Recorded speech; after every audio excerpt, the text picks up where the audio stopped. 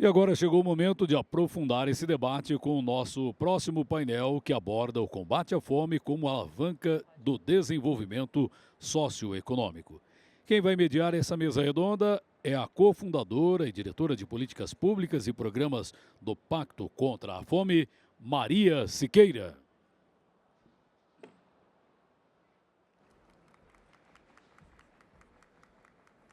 Participam deste painel os especialistas e referências no combate à fome. O CEO da Ação Cidadania, Rodrigo "O Kiko" Afonso. O analista de negócios da Embrapa, Miguel Ivan Lacerda de Oliveira.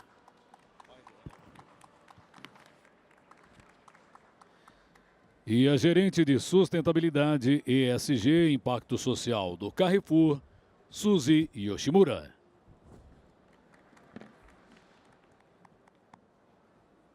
Para dar início a esse tema importante, com a palavra Maria Siqueira. Boa tarde a todas e todos. Meu nome é Maria Siqueira, sou cofundadora e diretora de Políticas Públicas e Projetos do Pacto contra a Fome. O Pacto contra a Fome é uma coalizão suprapartidária e multissetorial, sem fins lucrativos. Temos a visão de acabar com a fome até 2030 e ter todos bem alimentados até 2040. Sempre por meio da articulação e soma de esforços, da inteligência estratégica e do reconhecimento de boas práticas. Erradicar a fome e ter toda a população bem alimentada só é possível por meio de ações que toquem as causas raízes. A pobreza, a extrema pobreza, as desigualdades e a dificuldade da população acessar alimentos. É por isso que atuamos sempre por meio de ações de inclusão socioeconômica e de promoção do acesso ao alimento. Convido a todos para se somarem nesse pacto contra a fome. Bom, agradeço imensamente ao tempo dos painelistas, que são estrelas em seus lugares de atuação e que compartilham conosco dessa visão e se dedicam todos os dias a esses avanços. Também agradecemos ao patrocinador do evento, a XP, e aos organizadores do Global Agribusiness Festival. Bom, temos à mesa Kiko Afonso, um grande amigo e uma figura importantíssima no terceiro setor e no combate à fome no Brasil, atualmente atuando como CEO do Ação da Cidadania, uma das principais ONGs do país, tendo fornecido assistência alimentar a mais de 40 milhões de brasileiros na última década. Kiko tem formação em tecnologia e inovação, foi nomeado empreendedor social Folha em 2020 e Carioca do Ano pela Veja Rio em 2022. Kiko também integra o Conselhão, o Conselho de Desenvolvimento Econômico e Social da Presidência da República, e é conselheiro do CONSEA, o Conselho de Segurança Alimentar Federal, e também do Pacto contra a Fome. Obrigada, Kiko, por estar aqui. Obrigado a você. Miguel Novato, que está aqui conosco também. Obrigada, Miguel. É doutor pela Unicamp, economista da Embrapa Arroz e Feijão, gestor do projeto Prato Brasil da Embrapa para transferência de tecnologia da Embrapa para o sistema alimentar e aí também um grande entusiasta da agenda de redução do desperdício e de segurança alimentar. Suzy Yoshimura, também uma grande parceira, é diretora sênior de sustentabilidade do Carrefour Brasil, o maior varejista do país. É formada em administração pública pela Escola de Administração de Empresas de São Paulo, da Fundação Getúlio Vargas, e tem mais de 20 anos de experiência na definição de estratégias de sustentabilidade e impacto socioambiental. Obrigada, Suzy, por se dedicar a esse espaço. Bom, queridas e queridos, a fome ela não costuma estar no centro da mesa das discussões mais estratégicas do país. A filantropia e o investimento social privado, por exemplo, dedicam apenas 10% do que investem em educação para ações de combate à fome e assistência social. A gente precisa trazer isso mais para o centro da mesa. O Pacto contra a Fome acredita que a erradicação da fome deve ser pauta da sociedade e um dos motivos para isso é o tema do painel de hoje. A fome, o combate à fome como uma alavanca do desenvolvimento socioeconômico do Brasil. Diferentes níveis de insegurança alimentar continuam atingindo milhões de brasileiros e brasileiras todos os dias. Hoje são 64 milhões de pessoas em algum grau de insegurança alimentar e na fome são quase 9 milhões de pessoas. Isso são pouco mais de 200 Allianz Parque lotados. Isso é inaceitável, ainda mais por sermos um país que produz e desperdiça todos os dias em toda a cadeia de alimentos. A fome, ela é uma barreira social que impede o bem-estar e, de forma direta, a própria sobrevivência das pessoas. Mas, para além disso, a fome é um dos principais impeditivos para o desenvolvimento econômico do Brasil e social. Os impactos da fome causam enormes danos a toda a sociedade brasileira, desde o déficit do aprendizado, causado pela malnutrição, até o aumento dos gastos em saúde pública, que poderiam ser evitadas com uma boa alimentação, e, por fim, afeta até os negócios, impactando negativamente a nossa produtividade e a nossa economia.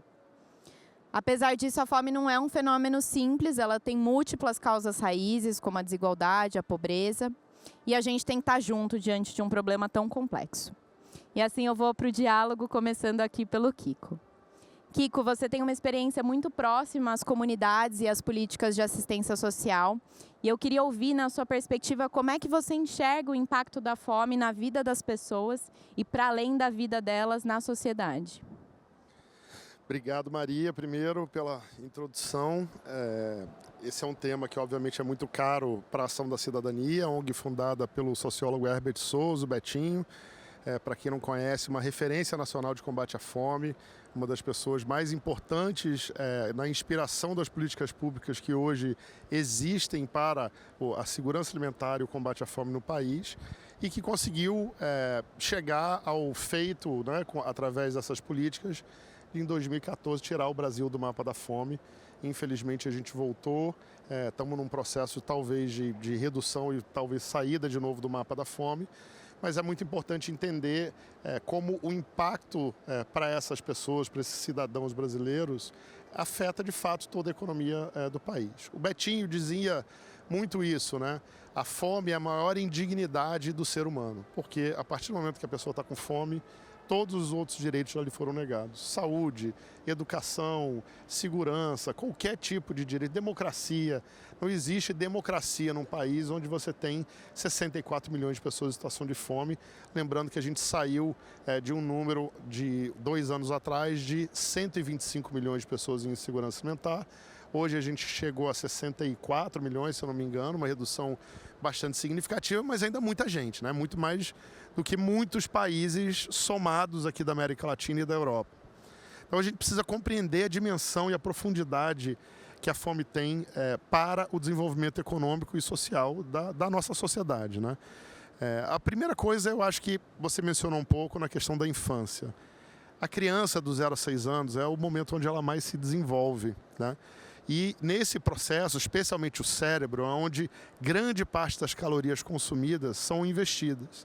Então, a criança comer bem nessa idade significa que ela vai ter um desenvolvimento psíquico, neurológico e motor normal, como qualquer outra criança. E o que a gente tem visto, e se a gente olhar esses dados dos últimos 6, 8 anos, a gente estava com mais de 60% da população brasileira em algum grau de insegurança alimentar. Isso significa que a gente tinha dezenas de milhões de crianças que passaram de 3 a 4 até mais anos em insegurança alimentar de média, grave ou moderada. Essas crianças certamente vão sofrer com essa deficiência nutritiva, né? E essa deficiência nutritiva não volta mais.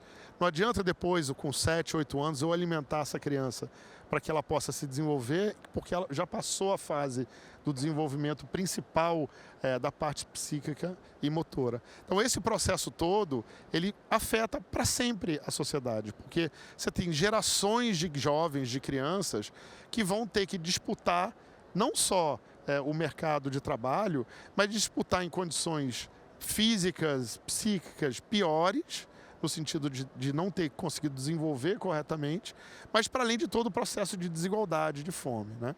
Então, para além disso, quer dizer, para além dessa geração que a gente vai perdendo ano após ano, a gente ainda tem toda a questão de que o olhar para cima das pessoas que estão com fome, um olhar em que muitas vezes se olha de que aquela pessoa está ali porque ela não se esforçou, né? E a grande verdade é que a grande parte dessa população não tem oportunidade de conseguir um emprego. Então você imagina, né? Uma família em situação de fome, ou seja, não tem o que comer naquele dia. Ela não vai ter recurso nem para ir no CRAS, que é o Centro de Referência de Assistência Social, para se cadastrar para receber o Bolsa Família, porque não tem dinheiro para o ônibus. Ela não tem celular, ela não tem informação. Então, a quantidade de famílias que ainda estão fora, por exemplo, dos programas sociais do governo, que poderiam estar pelo menos ganhando aí R$600 ou R$1.000, dependendo do tamanho da família, é gigantesco. E mesmo as famílias que estão dentro desses programas, são programas que são para sobrevivência mínima, né? Então, como é que essa família vai conseguir competir de igual para igual, para conseguir se desenvolver, estudar, ter todo acesso à informação, conteúdo, para poder entrar no mercado de trabalho, para poder gerar, fazer a economia girar e para as empresas poderem contratar essas pessoas. Então, eu vejo muito as pessoas reclamando de que há um déficit de mão de obra especializada. Mas como criar um déficit de mão de obra especializada se até 2 anos atrás, 3 anos atrás, a gente tinha 60% da população em insegurança alimentar? Né? Como é que você vai conseguir fazer com que essas pessoas estudem, tenham acesso a tudo isso, se desenvolvam, para conseguir chegar a um nível de conhecimento necessário que as empresas tanto pedem, se as empresas não olham para essa camada da fome? As empresas têm olhado muito, isso é resultado de diversas pesquisas que a gente tem feito, muito para as temáticas de saúde, educação, meio ambiente, mas não olham para a camada da fome, que é uma camada da população totalmente esquecida, mas que gera ano após ano esse grande problema social de, primeiro, não ter esse desenvolvimento das crianças, mas também requerer do Estado um apoio contínuo, porque essas crianças e esses jovens não estão conseguindo se alocar no mercado de trabalho. Então a gente precisa ter um olhar, as empresas precisam passar a ter um olhar de que a segurança alimentar da população, até dos seus próprios empregados, né? Eu digo muito isso para muitas empresas que a gente dialoga. Vocês já fizeram uma pesquisa de segurança alimentar entre os seus empregados para saber se as famílias dessas pessoas estão se alimentando corretamente? Vocês vão se surpreender com a quantidade de pessoas que vocês estão pagando salário, CLT, e que estão ainda em situação de insegurança alimentar, porque talvez só ela trabalhe, mas o marido não consegue trabalhar, não consegue arrumar emprego, tem 2 filhos, a mãe doente, não tem plano de saúde, enfim. Então é uma problemática muito grande. Então, acho que esse chamado que você fez no começo, das pessoas olharem para a fome e as empresas, as pessoas, os indivíduos, de entenderem que a base de tudo é a alimentação. Sem uma alimentação saudável, a gente não consegue evoluir como sociedade. E a democracia fica em xeque, porque uma família com fome é facilmente cooptada por um prato de comida, por uma cesta básica, e aí a gente passa a não ter um país que olha para si, olha para quem tem dinheiro para comprar esses votos e essas pessoas. Então, realmente, a gente tem um caminho longo pela frente, é um caminho importante, a Ação da Cidadania tem atuado muito nesse sentido em diversos aspectos, não só do combate à fome em si, mas da alimentação saudável, que é uma questão importantíssima. Não adianta só dar um prato de macarrão com salsicha, você precisa dar um prato saudável com frutas, legumes, verduras, preferencialmente agroecológicos, produzidos da agricultura familiar, para que eles possam ter uma alimentação saudável e se desenvolver corretamente. Muito bom, obrigada, Kiko. Kiko nos aponta aqui tanto a importância da sociedade civil, né, na formulação das políticas públicas, resgatando a história aí de Betinho e todo o progresso que pudemos ter e que agora a gente busca ter novamente e não ter que voltar atrás nunca mais. Também nos traz, né, o ciclo vicioso da fome começando na infância. Então, se a gente está perdendo gerações todos os dias, né? A fome afeta mais lares com crianças e a gente precisa ter atenção especial a esse recorte.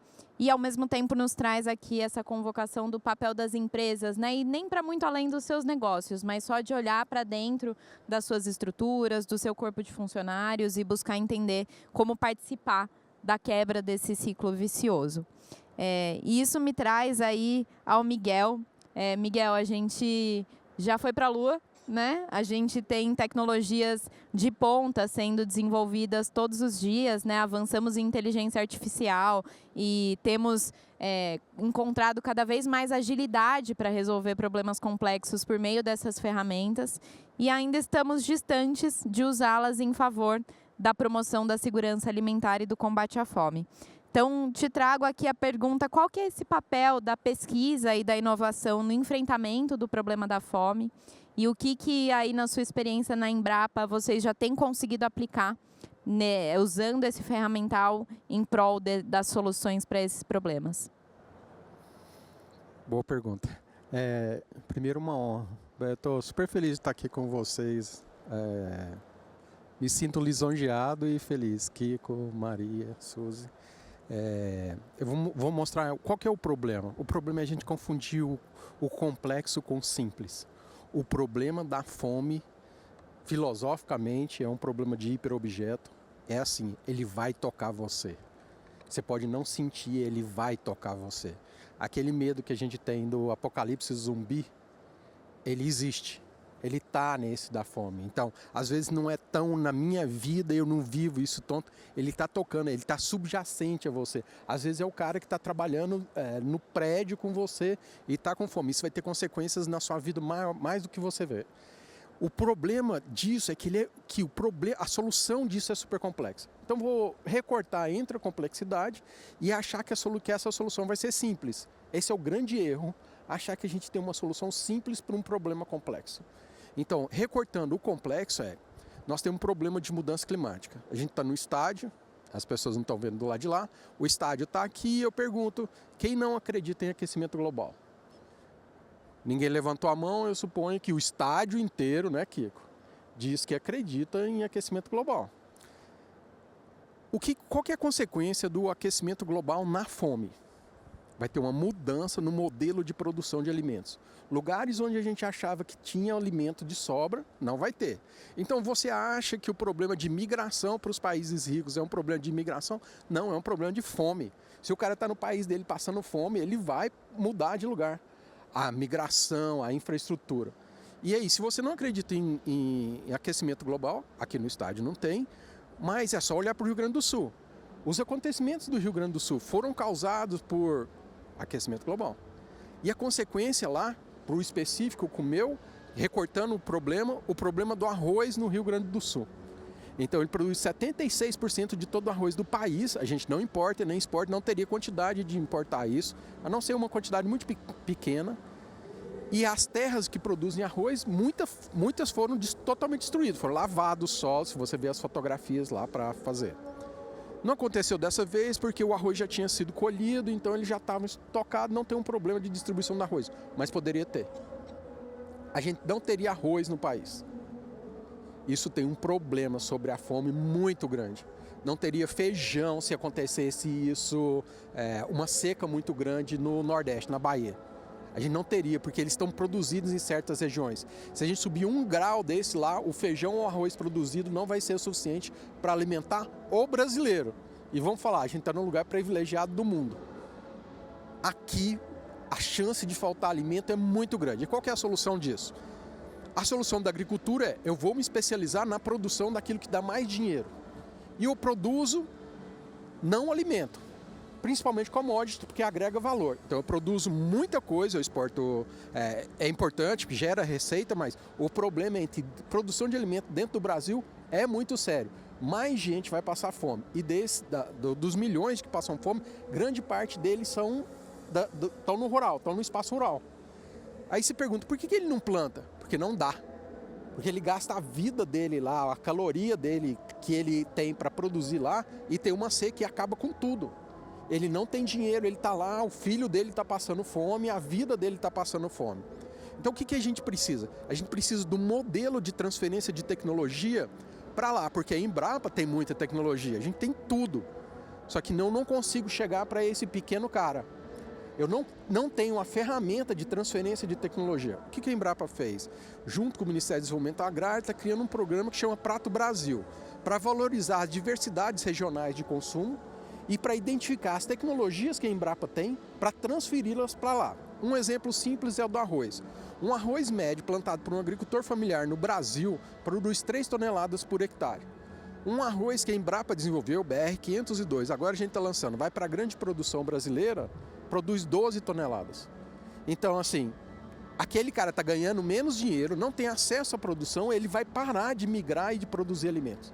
E esse cara desempenha um papel muito importante na produção de alimentos para cá. e vai ter um desmoronamento da estrutura de suprimento de alimentos no mundo. E vai ter um desmoronamento da estrutura de alimentos para o Brasil. O que a gente precisa? A gente precisa atacar o mais óbvio de tecnologia e fazer essa transferência de tecnologia para o cara. Não é porque ele não tem dinheiro para plantar, ele simplesmente não tem acesso à melhor semente, ao melhor manejo, à melhor tecnologia. Aí eu vou mostrar o que a gente está fazendo agora. Dentro do Prato Brasil, a gente criou o Raimundo. Que o Raimundo é a inteligência artificial regenerativa, o RAI, em inglês, e ele é uma inteligência artificial. Ele funciona com todos os arquivos que a gente subiu de tecnologia para arroz e feijão. Ele é um contato do WhatsApp. Você conversa com ele, eu te passo o contato, distribuo com ele. Você fala com ele como se você estivesse conversando com a Maria. Né, Ale? Eu mando um zap falando para ele. E mais, a gente começou ele escrevendo e descobriu que esse agricultor familiar, ele não escreve. Esse cara que está passando fome na média, ele não escreve e nem ouve. Então ele tem que conversar. Então o segundo passo do Raimundo é ele falar. Então ele conversa com essa inteligência artificial que tem todas as tecnologias para aquela região e indica como ele pode encontrar. Ele pode indicar como ele está criando agora uma rede. A gente está fazendo um salto tecnológico de transferência de tecnologia, mas eu posso fazer assim, ter toda a rede no Raimundo integrado para quem quer doar comida hoje. E o cara poder falar no Raimundo, falar assim, eu estou com fome. Onde tem comida dada mais perto de mim? E o cara pode ter esse integrado para cá e distribuir a comida. Ou eu quero comer manga verde hoje. Cara, minha mulher está grávida, quer comer manga verde.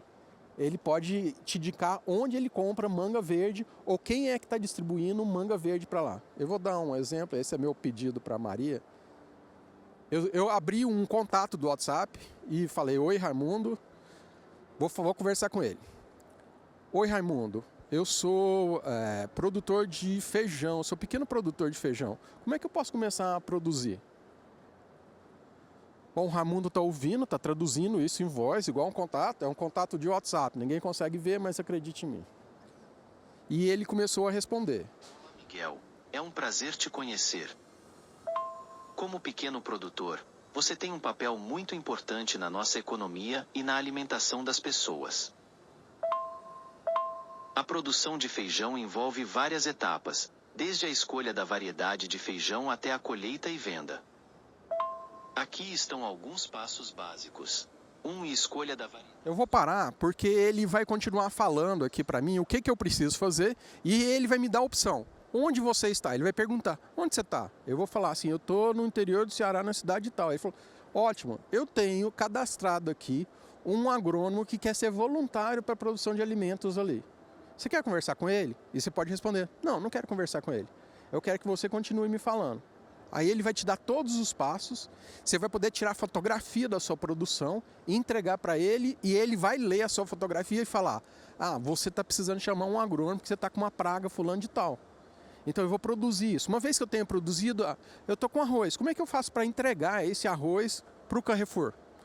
Aí eu tenho uma parceria com o Carrefour quer comprar esse arroz para lá. É essa inteligência artificial, eu só estou mostrando, eu encontrei a presidente da Embrapa e falei para ela que ia mostrar hoje. Aí ela falou, não mostra não. Aí eu falei, é uma chance muito ímpar, porque vocês três estão aqui e é assim... A gente quer oferecer o Raimundo para o mundo. Porque o nome do Raimundo, quando a gente estava dando, era Drummond de Andrade. Mundo, vasto mundo. Se me chamasse Raimundo, seria só uma rima e não uma solução. A gente quer a solução para esse negócio. E a solução é entregar uma solução que aparentemente é complexa, mas acessível, para resolver um problema. Então, assim, a outra coisa o agricultor não tem smartphone. 89% dos produtores só conversam por WhatsApp. Se ele tem o WhatsApp, eu tenho a ferramenta integrada de inteligência artificial com o WhatsApp. Então, se você está passando fome em qualquer lugar e você tem um WhatsApp, você pode indicar, usar o Raimundo. A melhor parte, o acesso dele é gratuito. Eu passo ele como contato. Eu já passei para o Kiko vai... mandei para o Ale vai mandar isso para todo mundo que tiver no pacto. O cara pode pedir, e se o pacto pedir para mim, Miguel, eu quero receber doação de alimentos. Eu vou poder, pela inteligência artificial, dizer onde que o cara está, onde que ele pode buscar, como é que ele pode fazer e integrar a rede usando inteligência artificial. A gente tem então esses dois grandes problemas complexos. Mudança climática, que vai piorar o problema da fome no mundo, e a gente tem inteligência artificial. A gente precisa usar a inteligência artificial como uma solução complexa para atacar um problema complexo. Então a Embrapa quer fazer isso. A nossa parte dentro, quando a gente começou a construir o Raimundo, era para transferir a tecnologia da Embrapa. E a gente viu que a gente consegue alcançar muito mais. Só que é o problema que vocês enfrentam. A gente precisa de um exército, porque eu sozinho, desenvolvendo a ferramenta, sou pesquisador. Minha vida é ficar lá, eu acho bom escrever artigo, fazer esse negócio. Mas eu preciso da ajuda da Maria, do Kiko, da Suzy, para abraçarem o Raimundo e transformarem ele na ferramenta que seja utilizável para o combate da fome. Integrar que a solução é complexa, mas é possível. E cabe a cada um de nós a juntar um montão de gente para resolver um problema complexo. Muito bom, Miguel e Raimundo. Obrigada pela participação especial do Raimundo. Adoramos conhecê-lo. E retomando aqui alguns pontos, né? Então, Miguel reforça que não existem soluções simples para problemas complexos, mas existem soluções para os problemas complexos e são múltiplas, e a Embrapa traz aí um exemplo de como usar uma tecnologia de ponta para olhar para um desafio específico, né, que é o desafio de formação e apoio ao agricultor familiar, que é uma peça tão fundamental aqui na segurança alimentar no Brasil. Também o Miguel nos lembra que a gente está num contexto ainda mais desafiador, que é o contexto de mudanças climáticas e a crise climática, que já vem nos trazendo casos de emergências, como o do Rio Grande do Sul. E isso retoma a importância da gente pensar também na soberania e no abastecimento alimentar a nível local, né? Olhando para as vocações locais e pensando em como fortalecer essas cadeias.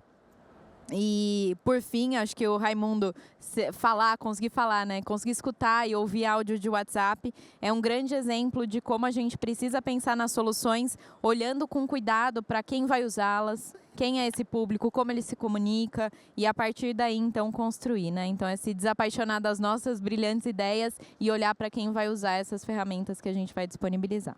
Obrigada, Miguel e Raimundo. Suzy, a você agora. Bom, acho que a gente está aqui num grande evento que é parte aí dessa cadeia alimentar, e a gente tem visto que os negócios da cadeia de alimentos têm estado cada vez mais atentos às questões de insegurança alimentar e de desperdício de alimentos. Queria ouvir, na sua opinião, por que você enxerga que esse movimento já está acontecendo e quais são impactos positivos para o negócio também, né? Então, para além dessas externalidades para o mundo, o que o negócio ganha de olhar para esses dois problemas? Bom, boa tarde a todos e todas. Super obrigada, um prazer estar aqui com parceiros, amigos. Miguel, muito prazer. Eu queria muito depois que pudesse o contato do Raimundo, compartilhasse o contato comigo. E acho que esse é um objetivo também, né? Desse tipo de oportunidade, da gente trocar, da gente pensar em coisas que talvez sozinhos não seja suficiente, mas de maneira colaborativa a gente pode potencializar. E eu acho que o varejo ele sempre vivencia isso no próprio modelo de negócio, né? A gente não produz nada, mas ao mesmo tempo, por causa do Carrefour, temos aí 60 milhões de brasileiros e brasileiras que estão frequentando as nossas lojas ou os nossos sites e fazendo compras todos os meses, não? 60 milhões de pessoas. Então, esta é a parte do negócio. A gente se conecta a uma cadeia super vasta de centenas, milhares aí de produtores, seja de diversas indústrias e predominantemente, obviamente, produtos alimentares, e consegue chegar a isso e distribuir isso e alimentar e propiciar qualidade de vida e bem-estar aos nossos 200 milhões de habitantes no país, e nesse caso 60 milhões de clientes do Carrefour. Como que a gente usa isso nessas duas provocações que foram também colocadas pelo Kiko e pelo Miguel, de outras questões, de outras necessidades que a nossa população, que a nossa sociedade precisa? Acho que esse é o grande não é deixar de fazer uma coisa em prol de outra, mas como a gente soma E no caso do Carrefour, a gente se propôs a fazer isso a partir dos próprios sistemas alimentares. Como que a gente consegue fazer uma transformação, uma transição desses sistemas alimentares para que eles sejam mais eficientes, regenerativos e proporcionem um processo mais inclusivo de diminuição das desigualdades, onde a gente consiga, para que não se perca, muito pelo contrário, se ganhe mais, né? Mas que não tenha uma população ali numa situação emergencial, como a fome propriamente dita, ou cultivando essas desigualdades estruturais que vão impactar gerações futuras. Então, esse é de uma maneira mais conceitual, é o que a gente entende que tem tudo a ver com o nosso negócio.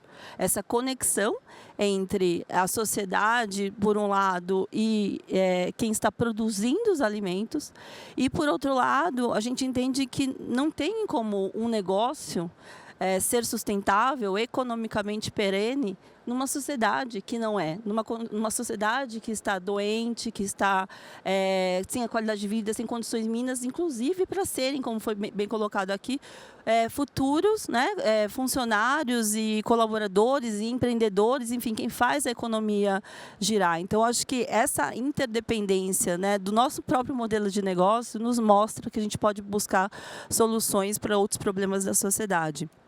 E na parte prática, o que a gente vem percebendo, e eu, em particular, estou há uns mais de 10 anos no varejo alimentar, é que os dados e como o que colocou sobre o mapa da fome, a gente sente isso também na atuação das organizações sociais. Há muito tempo, né, existia já uma diminuição, digamos assim, das questões mais urgentes, emergenciais, obviamente que longe do fim, mas existia sim uma diminuição. E isso começou a voltar muito, obviamente um pouco ali, muito latente na época do Covid, mas não diminuiu depois disso, muito pelo contrário. A gente vem quadruplicando, quase quintuplicando os volumes de doação, e não é isso que vai resolver, como você mesmo colocou, Miguel. Não é esta a solução, esta é uma situação emergencial que a gente precisa e não pode também tapar os olhos e não cuidar, mas ela não vai resolver o problema. Então, acho que tem uma questão, uma frente forte nossa, sim, de apoio emergencial, apoio humanitário, mas a gente entende que, como um elo com toda a indústria, a gente também precisa fazer esse elo para mudar essas questões estruturais. Então, de fato, oferecer projetos, iniciativas, até em formatos de coalizões que potencializem o impacto para questões mais estruturantes, como combater a fome no aspecto de geração de autonomia de perspectiva futura, né? A pessoa tem que ter o direito de poder querer sonhar com essa autonomia. E hoje a gente corta, inclusive, esse direito das pessoas poderem sonhar com isso. Então, este é um ponto que a gente acha muito importante, mas como nosso modelo de negócio, a gente entende que também podemos ser um modelo de negócio mais inclusivo, da própria cadeia de valor. E o próprio Carrefour vem aprendendo muito com isso. Como que, né, a gente tem grandes parceiros, mas como a gente também pode ter parceiros, pequenos parceiros que a gente ajude localmente, né, aquele pequeno produtor. Para isso, se eu não mudar como meu próprio modelo, dificilmente a gente vai se conversar, como você mesmo colocou, né? Porque existem universos diferentes, né, onde as realidades do que eu cobro de regra comercial, de mínima condição de abastecimento, de prazo de pagamento, enfim, não consegue dialogar e conviver com, às vezes, esses pequenos produtores. Então, tem toda uma frente nossa hoje que, para além da questão, de novo, da apoio assistencial, emergencial, das questões voltadas para a sociedade, como formação para o mundo do trabalho, empregabilidade, empreendedorismo, tem de olhar a própria cadeia e mudar as nossas regras comerciais e os nossos modelos de fazer essa relação comercial para que eu possa ser, de fato, mais inclusiva. Não só queira, mas, de fato, eu consiga ser e consiga gerar uma riqueza, mas também distribuir melhor essa riqueza, né? Então, acho que este é um ponto que a gente vem fazendo, tem uma parceria, conversas e apoios com o Ministério do Desenvolvimento Agrário exatamente para isso, como a gente tenta ter mais a relação direta, inclusive, com produtores da agricultura familiar, para que esses pequenos produtores tenham condições. Para 100 lojas, para 1.000 lojas, eles não vão conseguir, mas para uma loja, para as 2 lojas, talvez isso seja possível, né? E possam se formar de maneira também colaborativa ali para ter outros parceiros, acessar um mercado, dar a possibilidade de acessar vários outros, né? A gente não quer uma exclusividade de forma alguma ou uma dependência. Então, essa é uma frente muito importante.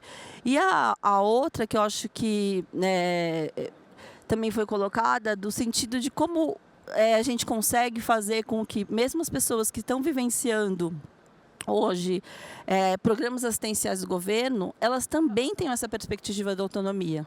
E ela tem uma perspectiva de outras oportunidades, né? Então, o Grupo Carrefour hoje ele tem 130 mil colaboradores, deve ser o segundo maior empregador privado no país. Então, hoje a gente temos hoje uma parceria com o Ministério do Desenvolvimento Social para que a gente possa compartilhar, por exemplo, o CAD Único, né, o banco de dados que basicamente é o apoio ao processo de cadastramento aos programas sociais, e a gente tentar cruzar esses perfis e essas pessoas para que a gente possa empregar pessoas que hoje estão recebendo e precisam receber essas bolsas assistenciais, mas que com uma oportunidade, né, seja aqui, seja em qualquer outra empresa, talvez ela não precise mais desse benefício e possa fazer as suas escolhas e perspectivas de renda e do que ela vai consumir, de como ela vai olhar, vai construir a sua qualidade de vida para ela e seus familiares. A gente tinha uma meta de contratar 10 mil pessoas até o final desse ano. A gente conseguiu contratar 20 mil. E eu não sei quanto tempo essas pessoas vão ficar ou não. Não é isso que está em xeque, em questão, o nosso grande objetivo. O nosso grande objetivo é dar essa perspectiva de construírem os seus próprios caminhos, né? Então, acho que esse multifacetado de soluções é o que todo mundo precisa começar a pensar, né? Como que eu, com o meu próprio negócio, eu não tenho que deixar de fazer isso, mas como esse meu negócio, ele consegue colaborar mais com a própria sociedade da qual a gente faz parte, né? Então, acho que esse as provocações que a gente faz o tempo todo. Significa que a gente já tem uma solução, ou a gente já chegou, né, na onde gostaria? Lógico que não. Muito pelo contrário, tem muitas coisas ainda imperfeitas e muitas coisas a serem feitas, mas a gente está tentando, né? A gente está tentando e se reinventando todo o tempo, reaprendendo e desfazendo, inclusive, processos, mentalidades, para ter um olhar talvez mais de um modelo de negócio que seja mais inclusivo, de um modelo de negócio que seja mais sustentável.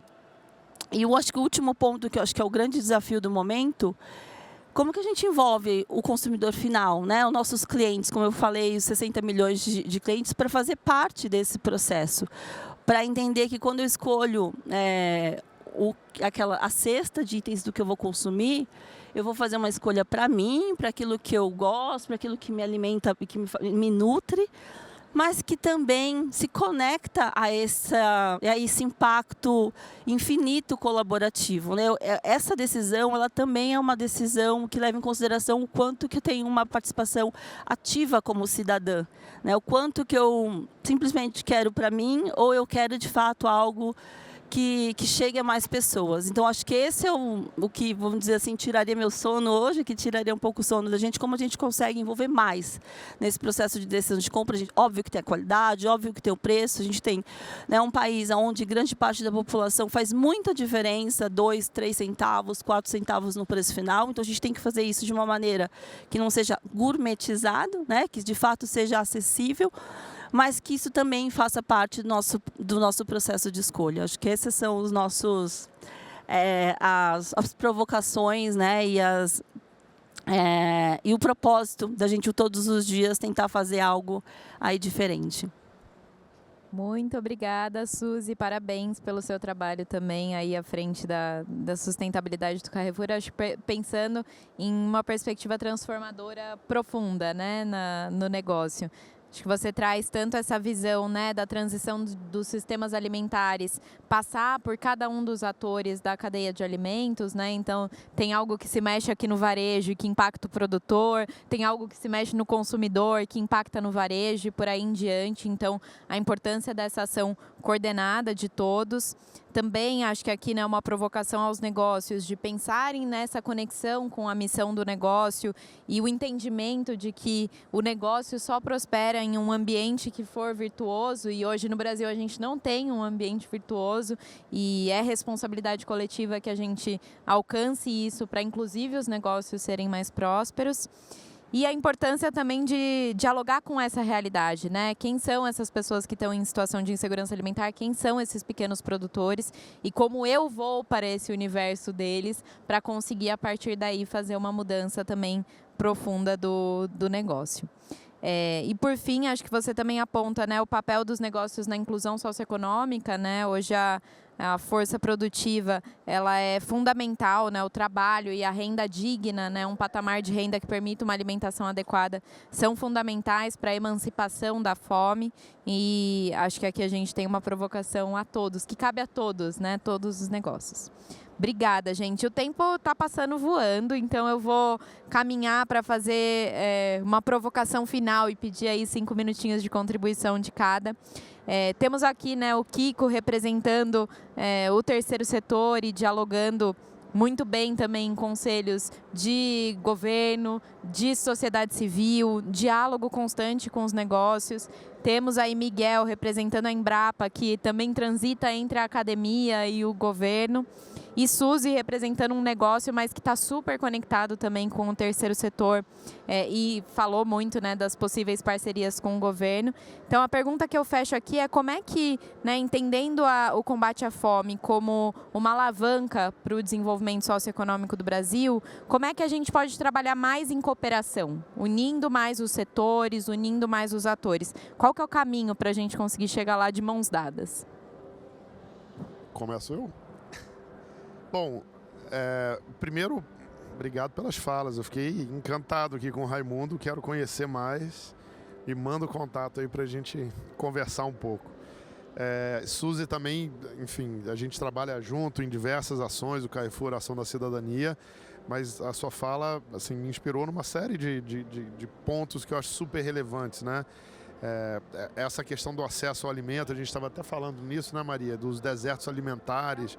A gente percebe diversas localidades no Brasil, pequenos supermercados, você tem lá aquele pequeno mercadinho que não tem capacidade técnica de receber FLVs, né, frutas, legumes, verduras, para armazenar, e ele acaba desperdiçando aquele alimento. Então ele acaba não vendendo. E aí aquela comunidade está simplesmente sendo atendida com ultraprocessados, com alimentos que acabam mudando a cultura alimentar de uma população, né? Quando você olha hoje, isso me preocupa muito, a gente fala muito de cultura alimentar no Brasil, né? Um olhar de que precisa respeitar as culturas alimentares. Mas quando você pega essas gerações novas de centros urbanos, qual é a cultura alimentar dessa população? É ultraprocessado. É o miojo, é o bolinho Ana Maria, é o biscoito. Então, como que a gente quebra isso no sentido de oferecer uma possibilidade de que essa população tenha acesso a esse alimento, né? E o Miguel falou aqui em relação ao arroz, né? A gente teve aí essa questão do Rio Grande do Sul, graças a Deus os depósitos já estavam cheios, então a gente não teve um dano maior. Alguns até foram atingidos, mas não foi muita coisa. Mas a gente precisa lembrar as pessoas de que na última década e meia o Brasil reduziu a área plantada de arroz e feijão em 70%. E não reduziu simplesmente, reduziu trocando pela soja, trocando pelos commodities de exportação, que são alimentos que não alimentam a população brasileira, né? São alimentos que são para ração animal, para fazer os ultraprocessados. Então, como é que a gente tem um olhar de acesso ao alimento desde a produção dele? A gente tem que incentivar a produção desse alimento pelo pequeno produtor. 70% do alimento que chega à mesa do brasileiro de frutas, legumes, verduras é vindo de pequeno produtor. Eu não sei se vocês sabem dessa informação, mas o Japão tem mais área plantada de fruta, legume e verdura do que o Brasil. O Japão, o tamanho do Japão, uma ilha pequena, e eles produzem mais fruta, legume e verdura em quantidade do que o Brasil.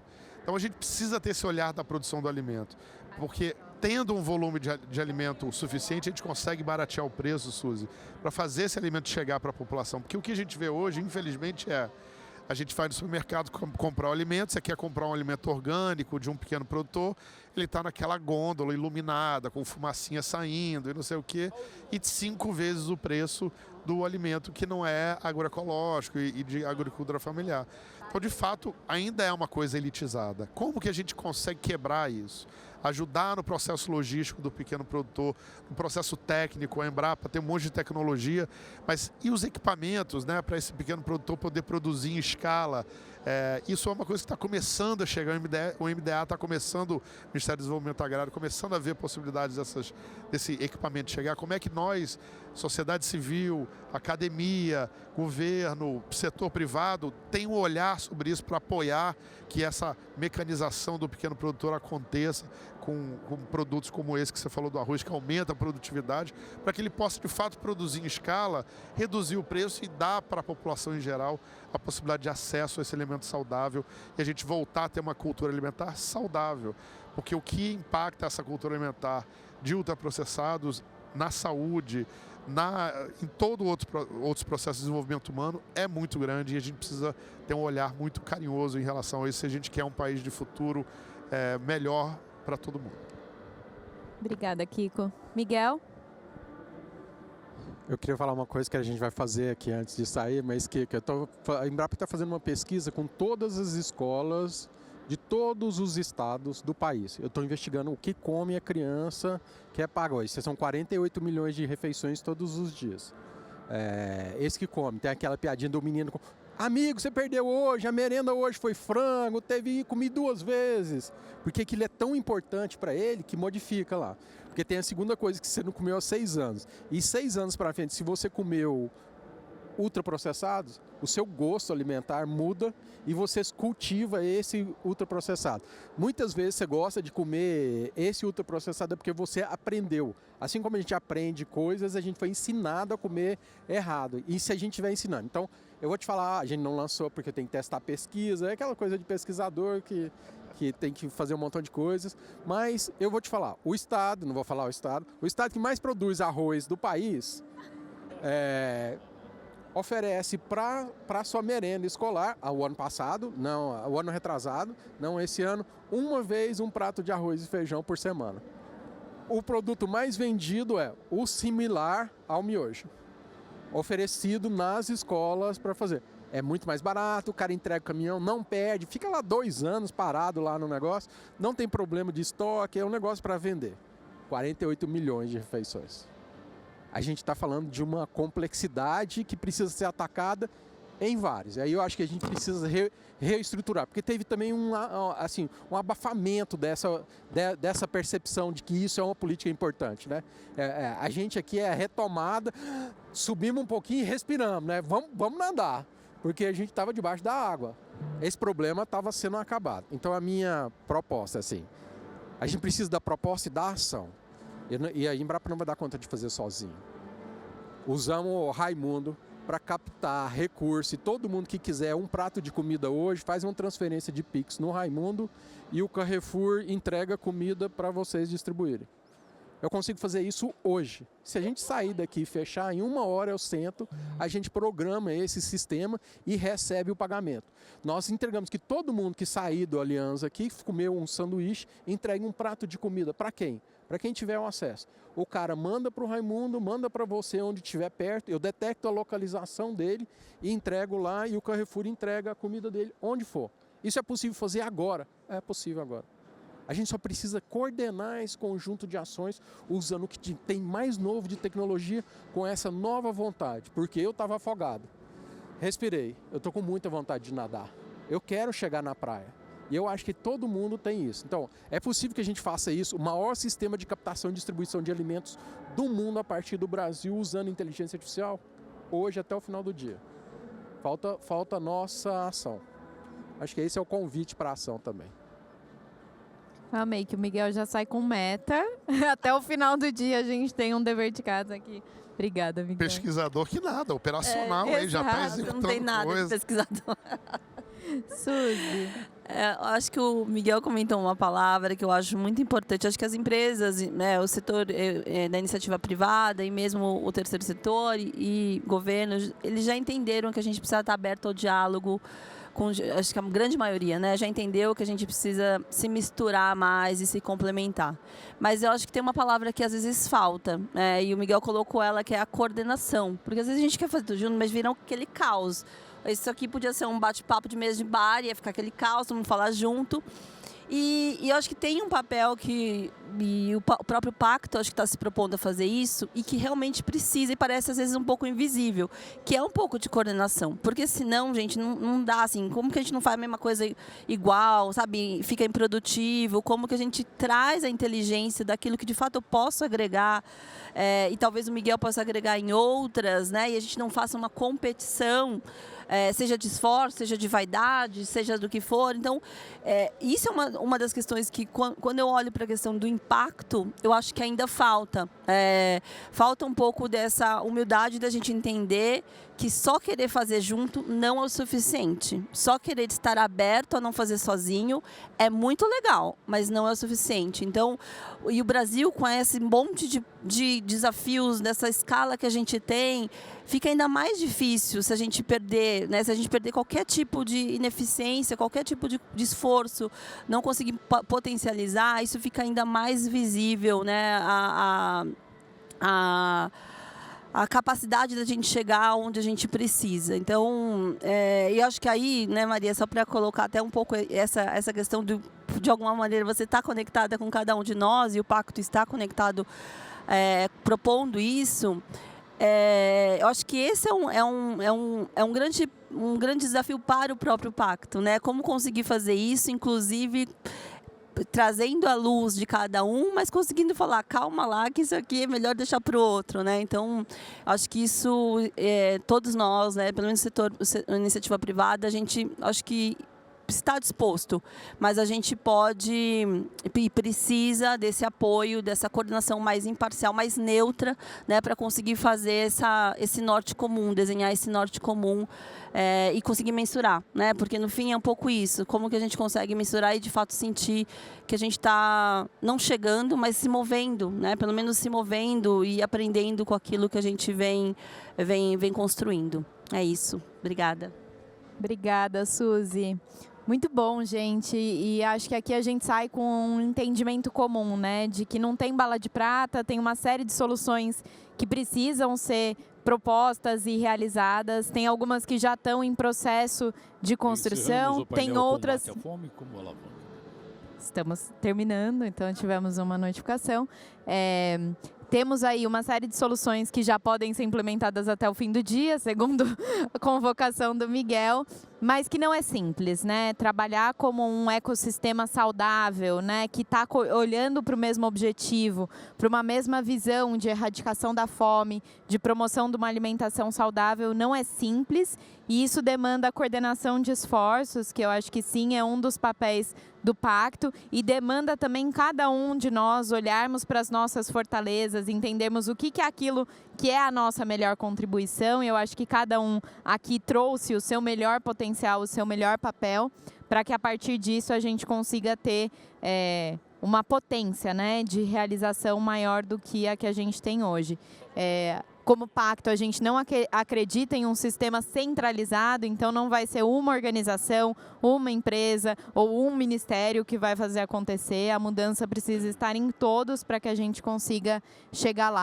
A ambição é grande e acho que está claro para todo mundo que o resultado de chegarmos até essa ambição é positivo também para todos. Então, acho que temos aqui um compromisso de colocar o Raimundo na boca do povo, pelo menos é o mínimo da nossa meta, e que também consigamos trabalhar ainda melhor conjuntamente. Com isso, eu vou caminhar para o encerramento, vou dar aí 10 segundos de fala para vocês se despedirem e sinalizarem o que as pessoas não podem ir para casa hoje sem saber, o que é a mensagem final que vocês queriam que ficasse na cabeça das pessoas. A do Miguel vai ser o número do Raimundo.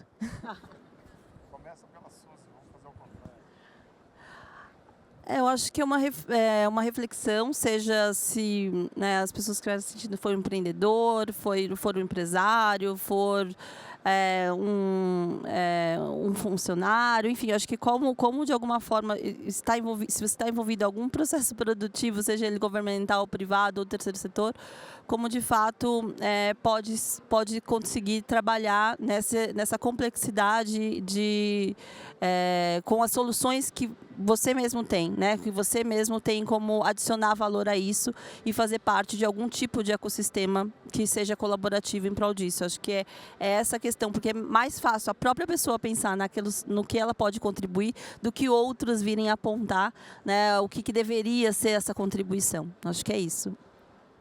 Obrigada, Suzy. Vou falar, estou pensando no meu, que acho que é mais importante, e assim como se fosse uma pessoa hoje que está acontecendo, está passando fome. Eu preciso da sua ajuda. Eu não vou dar conta de fazer sozinho. Maria, eu preciso da sua ajuda. Eu tenho a solução, eu tenho a minha parte, eu consigo fazer a pesquisa, eu consigo desenvolver isso. Mas isso não é só o suficiente. Montar a estrutura tecnológica, eu faço até o final do dia. Mas eu preciso mais. Kika, eu preciso da sua ajuda. Suzy, eu preciso da sua ajuda. Então a gente precisa, eu preciso sim, e é uma ajuda sem ego. Eu não preciso mostrar nada, a Embrapa não quer competir com nada.